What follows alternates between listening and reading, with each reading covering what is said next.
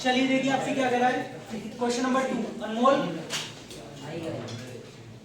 Exercise 10.5 NCERT class 9 से question number 2। पहले question पढ़ेंगे, एनसीईआरटी सभी ओपन कर लीजिए। A chord of a circle is equal to radius of the circle. आपको मैंने कल भी बताया था, लैंग्वेज को पढ़ते जाइए और उससे फिगर भी बनाते जाइए, मैथमेटिकली लिखते जाइए, आसान हो जाएगा। एक कॉर्ड है सर्कल की जो रेडियस के इक्वल है। तो बेटा इतनी लाइन पढ़ के आपको श्रेष्ठ क्या समझ में आया कि सपोज एक सर्कल है, इसका सेंटर O है, अ कॉर्ड ऑफ सर्कल, तो यानी कि पक्का है कि यहाँ पे क्या बनेगी एक कॉर्ड, और वो आपसे कह रहा है वो कॉर्ड किसके इक्वल है, रेडियस। तो बच्चों रेडियस के इक्वल है, तो यहाँ पे मैं रेडियस भी बनाऊंगा और यहाँ पे कुछ नेमिंग, यानी कि हमने सिर्फ एक लाइन को पढ़ के इतना फिगर बना लिया। ये तो सब बना लोगे। अच्छा उसने ये और बोला है कि कॉर्ड इक्वल है, तो बेटा क्या मैं इन पे ऐसे ऐसे टिक कर सकता हूँ? तीनों इक्वल है। अब कोई बच्चा कहे सर कॉर्ड रेडियस के इक्वल है, तो फिर ये अरे ये भी तो रेडियस है, ये तो होंगी। Find the angle subtended by the chord at a point on the minor arc and also at the point on major arc। ये कॉर्ड माइनर आर्क पे कितना एंगल बना रही है और मेजर आर्क पे कितना एंगल बना रही है, ये आपको बताना है। बच्चों इस पे P डाल दूं, मैंने कहा था ना मेजर के लिए 3 लेते हैं, 3 पॉइंट्स। मेजर आर्क यही तो है, एक और पॉइंट लेना पड़ेगा। सर्कल्स का जब मैंने बेसिक कराया था तब उसमें मैंने आपको आर्क, सेक्टर, सेगमेंट सब कुछ बता दिया था। जो एब्सेंट थे वो उनकी गलती है। सर्कल्स की वीडियो देख लेना बेसिक वाली, क्लियर हो जाएगा। शायद आज ही जो है पब्लिश हुई है वो, शायद, पक्का नहीं है। देखिए आपसे कह रहा है कि ये कॉर्ड माइनर आर्क पे कितना एंगल बनाएगी और मेजर आर्क पे कितना एंगल बनाएगी, ये आपको फाइंड आउट करना है। बेटा माइनर आर्क के लिए कैसे बनेगा, पहले एंगल तो बना लो ऐसे, सही है। मेजर आर्क कहीं भी बना लो बच्चों, P पे ही बना लेते हैं, चलो ठीक है। आपको ये दो एंगल बतानी है, दो। पहले मुझे बताइए क्वेश्चन पढ़ के क्या आपको फिगर समझ में आया है? Yes sir. सबको माइनर आर्क और मेजर आर्क वाला थोड़ा सा समझ नहीं आया बेटा। तेजस, ये एक सर्कल है, ये 2 पॉइंट्स हैं, ये माइनर आर्क होगा ये वाला। सेमी सर्कल से छोटा जो होता है that is called minor arc. तो ये बचा हुआ कैसा होगा? अब आपसे कह रहा है कि बताइए ये कॉर्ड माइनर आर्क पे कितना एंगल बना रही है और मेजर आर्क पे, तो एक एंगल माइनर पे बन गया और एक एंगल मेजर पे, सेम कॉर्ड से। अब आ गया? Yes sir. एम नेमिंग कर लेता हूं, इस पॉइंट की नेमिंग भी तो करनी पड़ेगी। आप समझिए, टारगेट सेट करते हैं। बेटा आपसे कह रहा था कि कॉर्ड इन दोनों रेडियस के इक्वल है, तो मैं बोल सकता हूं श्रेया OA, OB और AB तीनों इक्वल है। और अगर 3 साइड्स इक्वल है ट्राइंगल की तो वो इक्विलेटरल ट्राइंगल है। और इक्विलेटरल ट्राइंगल का हर एंगल कितना होता है? 60। ये 60 आ गया। बेटा मैंने आपको एक थ्योरम पढ़ाई है, थ्योरम नंबर 10.8, कि किसी आर्क से सेंटर पे बनने वाला एंगल डबल होता है देन सेगमेंट के। तो ये 60 है, तो ये सेगमेंट का कितना? हाफ 30 हो जाएगा। 120 क्यों होगा? सेंटर पे डबल होता है, सेगमेंट पे आपका कितना हो जाएगा? 30। सबको समझ में आया? दूसरा आप इसमें एक अनमोल साइक्लिक क्वाड्रिलेटरल का कॉन्सेप्ट लगा सकते हैं। साइक्लिक क्वाड्रिलेटरल क्या होता है? ऐसा क्वाड्रिलेटरल जो सर्कल के चारों पॉइंट्स जो है जिस सर्कल को टच कर रहा है, ये कैसा क्वाड्रिलेटरल है? इसकी मैंने आपको एक प्रॉपर्टी बताई थी कि अपोजिट एंगल्स का सम 180 होता है, इक्वल नहीं होता, 180 होता है। ठीक से पढ़ के आया कर। अगर आप देखें ध्यान से, PAMB, ध्यान से देखो बेटा, 4 साइड है, क्वाड्रिलेटरल बनना है, 4 साइडेड फिगर है ना, क्वाड्रिलेटरल है। ये कैसे एंगल है आपस में? अपोजिट।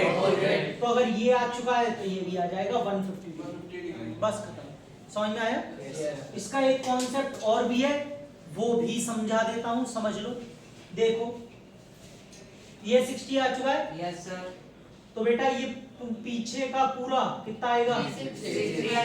300। पूरा क्योंकि कंप्लीट होता है 360, इसमें 60 गया तो 300 बचा। अब इसको उल्टा आर्क करके देखना ध्यान से, बड़े वाले आर्क से। यहां से देखना बेटा, मैं फिर से बोल रहा हूं, यहां से सेंटर पे कितना एंगल बन रहा है, तो इसी आर्क से सेगमेंट पर कितना बनेगा, हाफ, यानी 150 आ गया। कैसे भी कर सकते हो, दोनों मेथड आपको मैंने समझा दिए। ठीक, मुझे लगता है साइक्लिक वाला शायद आपको ज्यादा समझ में आ गया होगा। यस सर, मुझे मालूम थी, इसलिए पहले मैंने वही बताया। चलिए अब लिखने का तरीका है। ओके, तो सबसे पहले हम लिखेंगे OA इज इक्वल टू, अच्छा गिवन वगैरह सब लिखाना है? No sir. चलो एक आध क्वेश्चन में लिखा देता हूँ, क्योंकि सर्कल नया चैप्टर आप लोगों के लिए, फिर बाद में आप कर लेना खुद ही। बेटा गिवन में ये दे रखा है कि OA OB और AB इक्वल है, कॉर्ड इक्वल है रेडियस के। क्या फाइंड करना है बच्चों आपको? एंगल AMB और एंगल APB। चलो सॉल्यूशन देखो यहां से। अब बेटा क्योंकि OA OB और AB तीनों इक्वल है, कहां से आया, गिवन, तो मैं ये बोल सकता हूं therefore triangle AOB is an equilateral triangle. This AOB is an equilateral triangle and each angle of an equilateral triangle is 60 degree. So angle AOB is equals to 60 degree. Her angle 60 होता है equilateral का, तो ये angle 60 होगा AOB। ठीक है खुशी? अब आप जानते हैं according to theorem number 10.8 the angle subtended by the arc at the center is double that of the angle at the segment। ये डबल होता है बेटा, तो ये हाफ हो गए 30 आ जाएगा। तो आप लिखेंगे now angle APB half of angle AOB। सही है बेटा, डबल मत लिखिए ना, AOB डबल होता है लेकिन APB हाफ होता है। तो ये नहीं बस तुक्केबाजी चल रही है। एंगल एट द सेगमेंट, अब देखिए मैंने सेंटर नहीं लिखा, सेगमेंट लिखा है, तो तुरंत डबल किया है, क्या कर दूंगा, half. Angle at the segment is half that of the angle at the centre. Angle APB बच्चों AOB कितना निकाला है 60, सॉरी कितना आ जाएगा 30। ये लीजिए। तो बेटा मेजर आर्क के अंदर, सॉरी मेजर सेगमेंट के अंदर तेजस एंगल कितना आ रहा है 30। ये मेजर के अंदर आ रहा है बाय कॉर्ड। अगेन अब आप लिखेंगे PAMB is a yes cyclic quadrilateral, और साइक्लिक क्वाड्रिलेटरल है, देयरफॉर इसके अपोजिट एंगल्स का sum APB plus angle AMB equal to 180 degree 180 degree, and the properties sum of opposite angles of a cyclic quadrilateral is 180 degree. APB बच्चों आपने ऊपर निकाल रखा है 30, AMB तो आप यहां से देखें तो आपके पास angle AMB is equal to 150 degree. Note दोनों हो गए।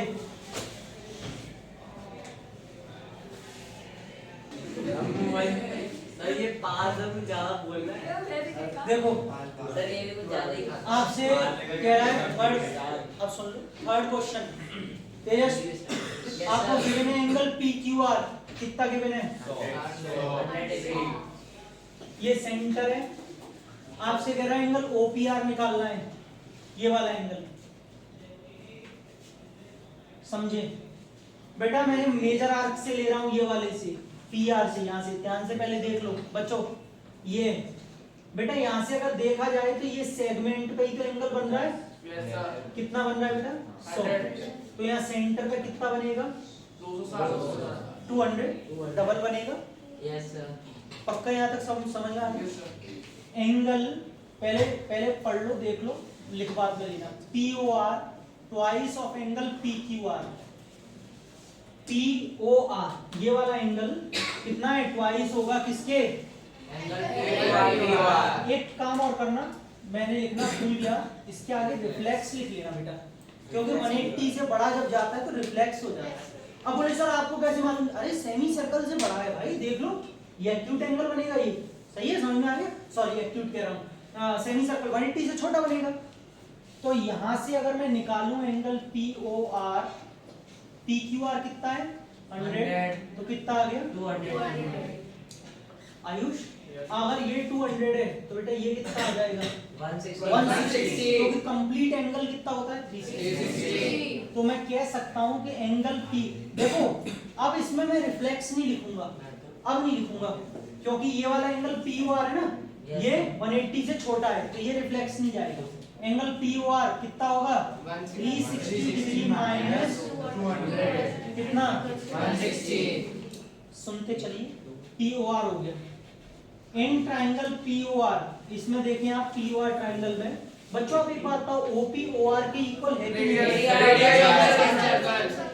गौतम इधर ध्यान दो बेटा, उससे बाद में पढ़ लेना भी।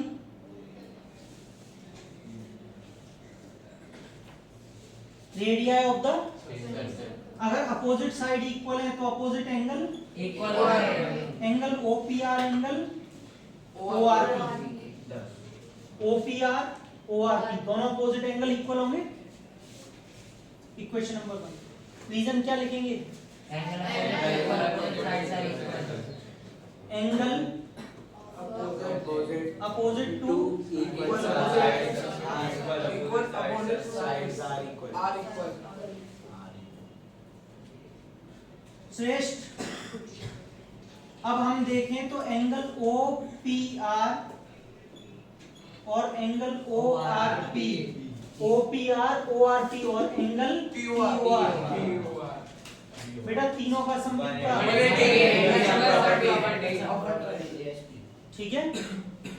अभी हमने यहाँ पे एंगल POR निकाला है, ये तो रख दो, और ये OPR और ORP हमने दोनों क्या किए हैं? इक्वल।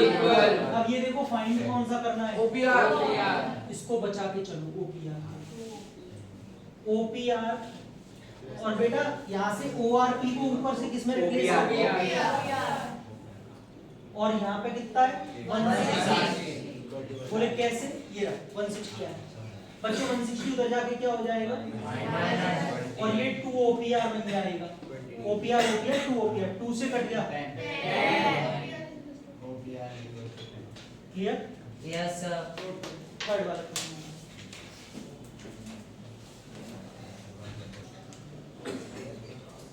देखिए, आपसे कह रहा है 6th क्वेश्चन है, वो सॉरी 5th क्वेश्चन है, ये 5th क्वेश्चन देखेंगे।